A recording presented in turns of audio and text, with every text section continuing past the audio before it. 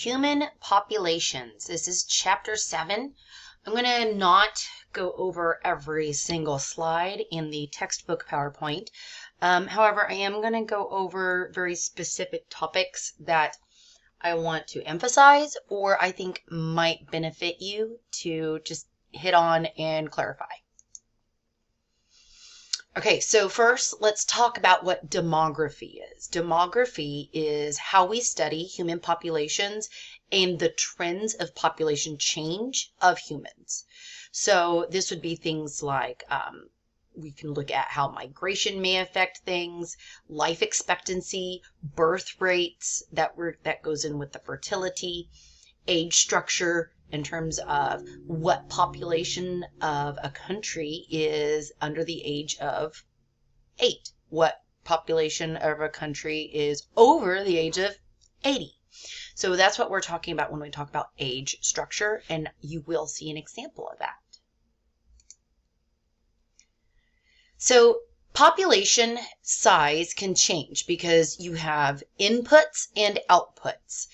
Inputs are things that relate to babies being born, duh, but also immigration. And so that's the movement of people into an area or a country, or in like Texas, we have immigration just into the state of Texas from other states. On the flip side, we have the outputs. So while the inputs increase population, outputs decrease population. And those things include emigration, people leaving, or deaths, obviously. The net migration rate is the difference between the immigration and emigration. And typically we base it off of every 1,000 people in the country. Yeah, look at this. Isn't that pretty? Yeah.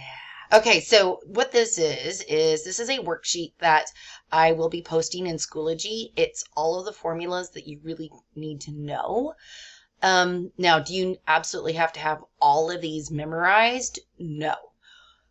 What you absolutely really need is you need to be able to find population density.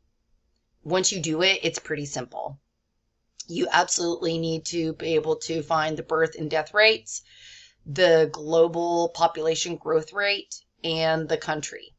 The bottom two are kind of extracurricular in a way, but they are good for practice, and conceptually you have to be able to understand that. Okay, so let's go over a few terms. When we talk about the crude birth rate, that is the number of births per 1,000 individuals per year. So the crude death rate is the same, but for the deaths. So CBR versus CDR. Make sure you're paying attention to the B's versus the D's here. Now, if we wanted to find the global population growth rate, what we do is we take the crude birth rate minus the death rate, and then we divide it by 10. So that's one of the formulas that's pretty straightforward, pretty easy.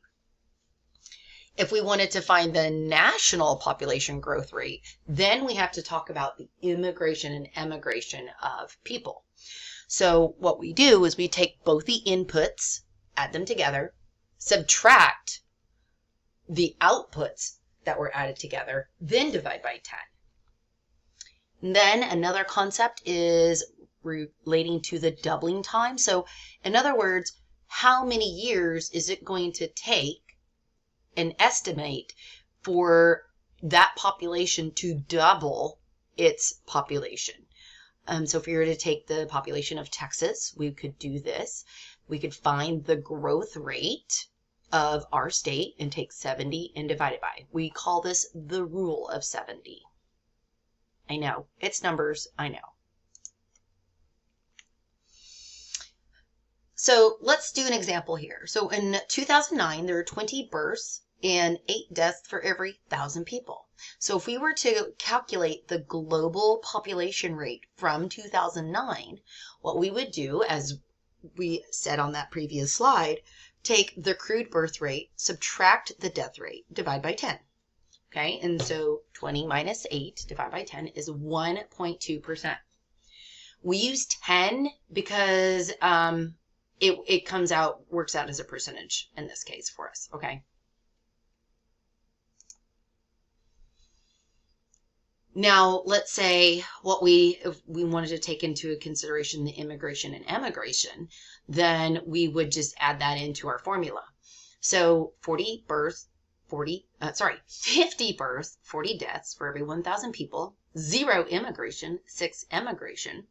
So we just plug that into our handy dandy formula. 50 are births plus 0 are immigrants minus 40 are deaths plus our 6 emigrants, then divide by 10. So this shows you how the population change occurred that year. So as we previously mentioned, doubling time is the time it takes for a population to double. We're going to use the rule of 70 for that. And so what is the doubling time for a country growing at 3% per year? So what that means is if you have 1,000 people, right, and it increases by 3%, you are going to be calculating how long it's going to take for that population that was originally 1,000 to be 2,000. So in this case, you take 70 divided by that 3%, and it's estimated at 23.3 years.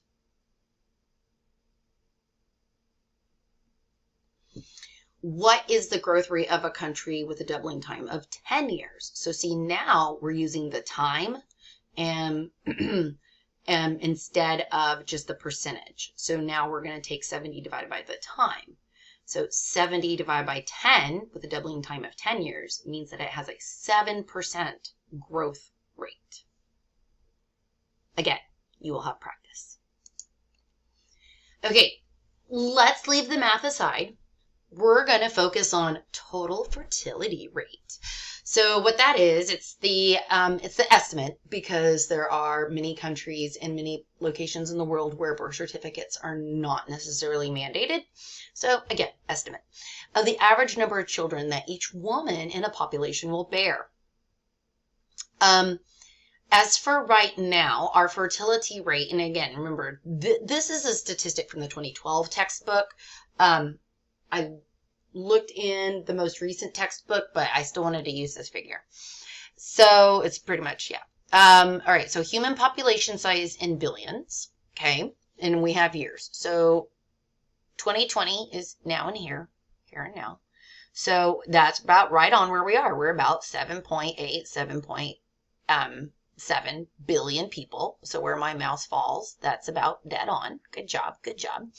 And the range of population estimates as you go outwards into the future, it's going to broaden because there's a lot of factors that could make it increase more or decrease, or not increase as quickly. So fertility rate is something, it is a matter of discussion. Right now in the United States, our fertility rate is actually lower than it was, and they think that is for several reasons. Families, it's expensive to raise a family. That is one thing. Another is women want to establish their lifestyle before they have a family. Another thing is that there's actually fewer marriages in the United States than there previously was. That can play into as a factor as well. And then there's also some environmental and health issues that they think are changing the fertility rate as well. All right, so when we talk about babies, we have replacement level fertility. So what that means is if you have 2 parents, you need to be able to replace those 2 parents with 2 children, right? 2 minus 2 is 0. Okay, but if you have 2 kids, then guess what? You're back up to 2. So the replacement level fertility is what that is referring to. It says typically is 2 to replace parents. Yeah, typically. So if you're an only child, guess what? You don't meet that. Replacement is 2.1 in developed countries, which means that It's an increasing rate of population, and it tends to be higher in developing countries because the mortality rate in younger people is higher, and because of lower socioeconomic status, people have big families so the kiddos can work, basically.